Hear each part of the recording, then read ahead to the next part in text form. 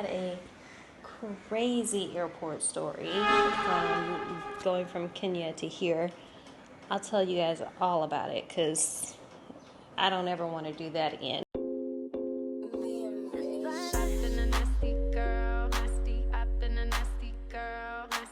Okay guys, I am getting ready to leave Nairobi and I have a flight at 10 p.m. tonight to go to Tanzania.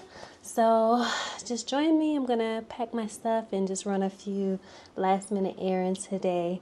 And I can't wait to show you guys Tanzania. It's such a beautiful place.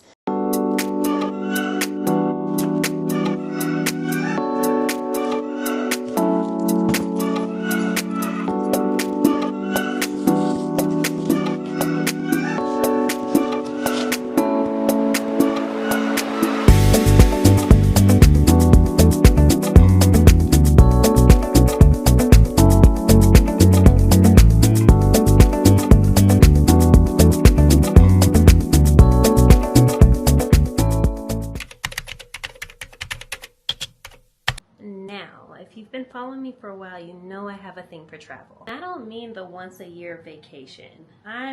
Let's pack our bags and accidentally move to another country for a few months on end and come back for the holidays. I've been lucky enough to see these amazing places, meet incredible people, and even get lost in a city or two. That's how you truly find the best spots and really find out what you're made of when you're in a foreign country where you don't speak the language.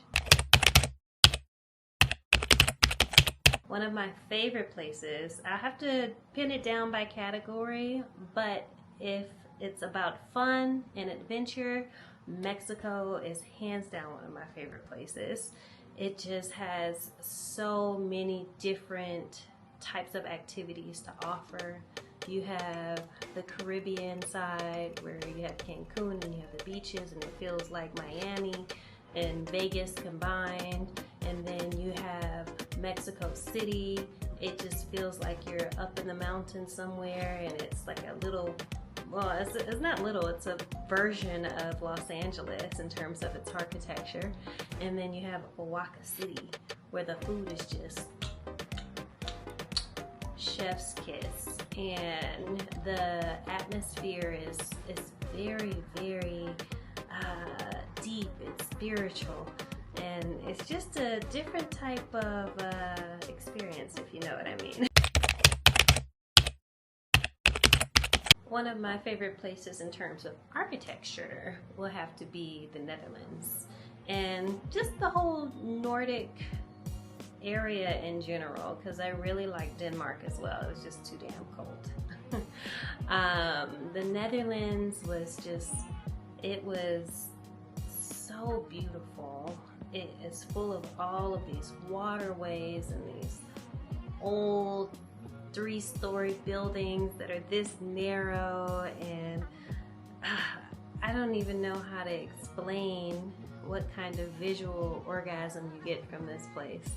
But their museums were beautiful, their trains were beautiful, the people are beautiful. Like, it's literally like walking into an art gallery when you go to the Netherlands. And also that is legal there. So you might be getting an idea of where I'm having the most fun in this world. This year I have been in Africa and I have been absolutely loving this place. I started off in South Africa and it is just breathtaking. It's so much like home in a lot of ways. I spent time in Johannesburg and also in Durban and in rural KZN. I've been to visit Kenya and that's where I'm at now, and I've been, like, Kenya has some of the most amazing beaches and wildlife. It's just, honestly, it's next level here. I'll try to insert some videos here, so you guys can see a little bit of what Kenya has to offer. Next, I'm going to Tanzania and specifically Dar es Salaam, Zanzibar, and hopefully Arusha if I can fit it in. So I will be taking you guys on a vlog, and hopefully you guys can see the behind the scenes of what Tanzania has to offer. When I'm out not being Indiana Jane, I actually like to write. And no, I'm not I'm gonna be an author of a novel one day type of writer. I like to write creative stories, skits, and just things that really make you laugh. I like to film TikToks. Sometimes I dance, sometimes I do skits, and just recently I've been doing a bit of geeky stuff like astrology and numerology and human design, and just kind of the things that I enjoy about human nature and what makes people tick. I kind of like to find similarities in people and share my conclusions. So yeah, if you enjoy that type of thing, follow me on TikTok. And yeah, here on YouTube will be just more about my daily life of what I do. I'm really a jack of all trade and a master of none. So my ADHD shines bright. It shines bright on social media because it gives me a chance to kind of dibble in a little bit of everything, which is what I do anyways. Now let's rewind back a few months. I used to work in education, like literally working the weekends, working the nights, depending on what time of year it is and when the exam schedules were, I would work through the holidays. So education, if you know, you know, it is not the most convenient schedule you'll work for a job. It's not like a typical 9 to 5. It was rewarding, but one day you wake up and you look at yourself and you ask yourself, is this all I have to offer?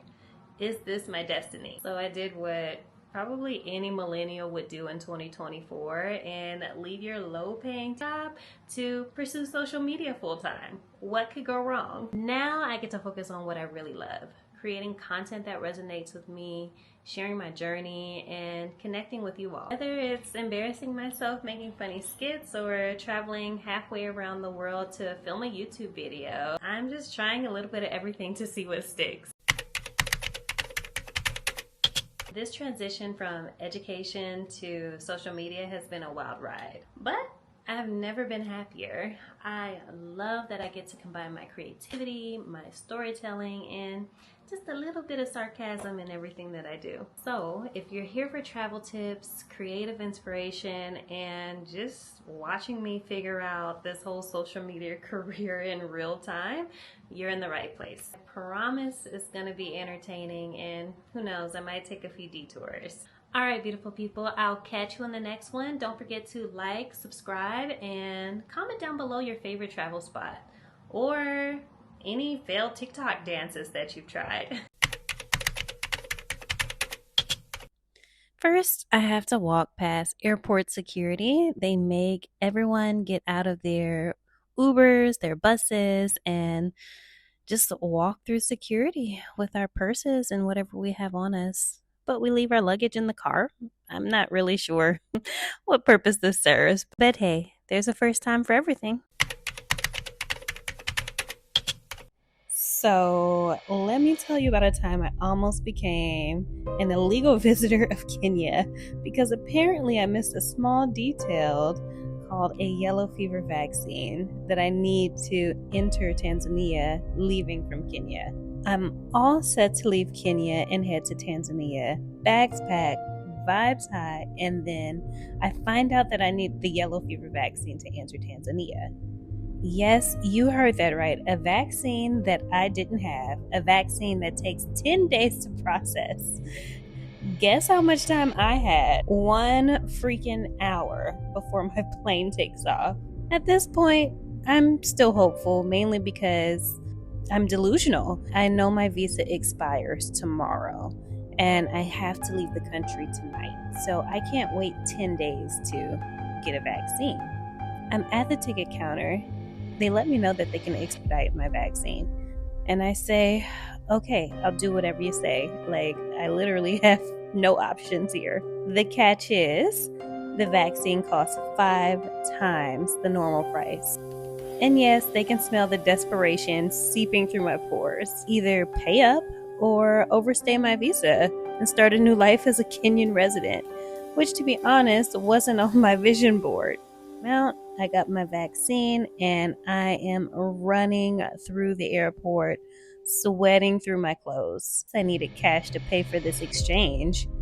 Who knows at this point? Second stop, TSA, where I got full pat down experience because I'm so late for my flight. It makes no sense. By the time I reached the gate, I looked like I'd run a marathon inside of a sauna. But guess what? I made it. Barely. I mean, barely. Honestly, the only thing that made me feel better was knowing that I wasn't going to be considered a legal visitor in Kenya. Just a sweaty traveler with an expensive yellow fever vaccine and a funny story to tell. So, moral of the story is always check the fine print before you travel and maybe carry a little extra cash for emergencies or bribes. I usually never drink on flights, but after this experience, I had to get a few bottles of wine, and they had these little chicken sandwiches that were actually good. The nun sitting next to me, she must have had a hard day too, because she knocked a few bottles of wine back herself. I was just happy to be on that plane, and I know she was too. Finally, we've arrived to Dar es Salaam. It's such a beautiful city.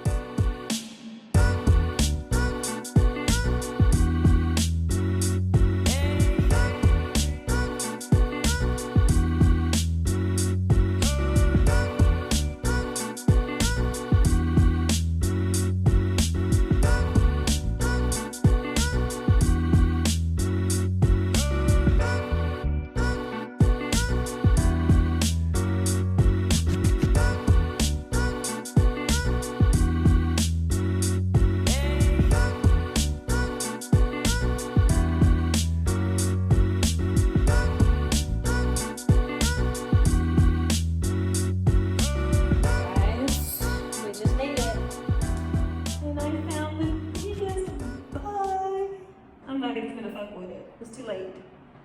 It's too late at night for this.